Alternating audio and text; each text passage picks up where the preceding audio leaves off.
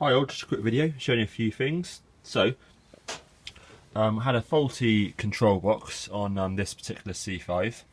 So I had to replace the D1, which was burnt out, the R1, which is underneath there.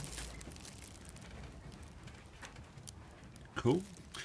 And then it then operated, which is great. But what I found is when you plugged it in, after say a couple of presses of the micro switch, suddenly the left bank would start flashing. So what I did, I had to replace IC2 in here, which is the 8-pin chip.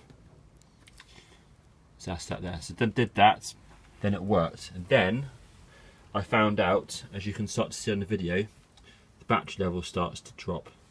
So that's probably the ULA chip in there. So what I'm doing is I'm just running a few tests on it, and one of them will be to sort of swap out the ULA chip potentially. But I tried this already, and it does drop down quite quickly. This video is 1 minute and 8 seconds so far.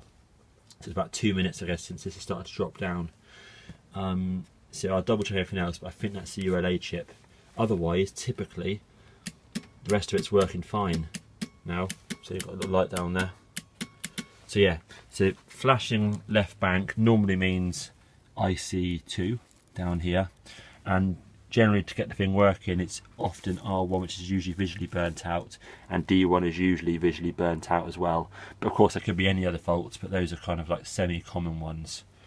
And so ULA chip potentially, because it's dropped down so quickly. This battery is good, but I will just double check it all, connect it on again properly in a second. So yeah, hope that's of some use. The components are quite cheap. You know, the R1s are very cheap, D1s very cheap, and the IC2s you can get them quite fairly cheap as well. Not pennies like these ones. You know, normally a couple of pounds sort of thing for a decent one. So yeah, I hope it's of use. Nice one.